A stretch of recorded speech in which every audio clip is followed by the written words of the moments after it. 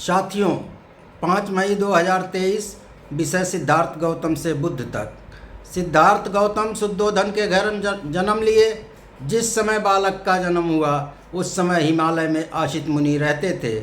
आसित मुनि अपने भांजे नरदत्त के साथ चलकर राजा शुद्धोधन के घर आए। आसित मुनि ने देखा कि उनके द्वार पर खूब भीड़ है। वह द्वारपाल से बोले, राजा को बता दें कि द्वार पर एक मुनि आए हैं। द्वारपाल ने ऐसा ही जाकर राजा से बोला। राजा ने कहा, उन्हें अंदर आने दें। मुनि जाकर राजा के पास खड़े हो गए। मुनि बोले, राजन, आपको पुत्र लाभ हुआ है। मैं उस बालक को देखने की इच्छा से यहाँ आया हूँ। शुद्धोधन बोले, मुनिवर, बालक इस समय सोया हुआ है।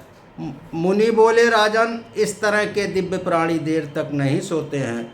वह स्वभाव से जागरूक होते हैं। जागने की आहट पाकर शुद्धोधन बालक को आसित मुनि के सामने ले आए। आसित मुनि ने देखा कि बालक 32 महापुरुष लक्षणों तथा 80 अनुव्यंजनों से युक्त है। मुनि के मुंह से रहस्यमय शब्द निकला कि निसंदेह जगत में यह अद्भुत पुरुष उत्पन्न हुआ है। वह बालक को देखकर विचार मग्न हो गए और बालक के लक्षणों को देखकर भाप गए कि वह गृहस्थ नहीं रहेगा। सिद्धार्थ गौतम बचपन से ही अलग विचारों में खोए रहते। जहाँ एकांत स्थान मिलता शांतपूर्वक ध्यान में लग जाते। एक घटना सिद्धार्थ गौतम और देवदत्त के बीच हंस का शिकार करने और बचाने की है। उसमें राज्य न्यायालय ने बचाने वाले अर्थात सिद्धार्थ गौतम के पक्ष में न्याय दिया। दूसरी घटना शाक्य और कोलियों के बीच पानी के झगड़े को लेकर हुआ। यह घटना सिद्धार्थ को घर छोड़ने को मजबूर कर दिया।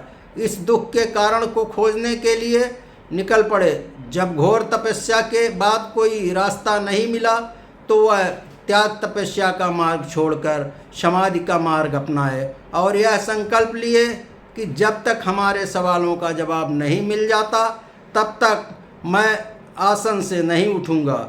बुद्ध पूर्णिमा की रात में आपने स्वयं सवाल के स्वयं जवाब पा लिए, जिसे सम्यक मार्ग कहा जाता है। साथियों, धम्म का आविष्कार उन्होंने विचार किया कि संसार में दुख और निराशा यथार्थ रूप से एक अकाट्य सत्य है। गौतम को यह जानने में रुचि थी कि दुख को कैसे दूर किया जाए। सांख्य दर्शन के पास इस प्रश्न का कोई उत्तर नहीं था। इसलिए उन्होंने अपना सारा ध्यान इसी एक प्रश्न को हल करने में लगाया कि दुख और निराशा को कैसे दूर किया जाए। स्वाभाविक रूप से पहला प्रश्न जो स्वयं से पूछा वह था, उस दुख और निराशा के कौन कौन से कारण हैं जिसे एक व्यक्ति भोगता है। उनका दूसरा प्रश्न था, दुख को कैसे दूर किया जाए।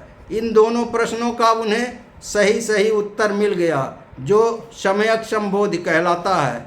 इसी कारण पीपल का वह वृक्ष जिसके नीचे बैठकर सिद्धार्थ ने ज्ञान प्राप्त कर बुद्ध बने, बोधसत्व कहलाती है, बोध वृक्ष कहलाता है। ज्ञान प्राप्ति से पूर्व गौतम सिद्धार्थ केवल एक बोधसत्व थे। बोध प्राप्ति के बाद बुद्ध ने बुद्धत्व को प्राप्त किया। आज उनका प्रकाश पूरे विश्व में प्रकाशमान है। बुद्ध पूर्णिमा के अवसर पर उन्हें सत नमन। बुद्धं शरणं गच्छामि, धम्मं शरणं गच्छामि, संघं शरणं गच्छामि।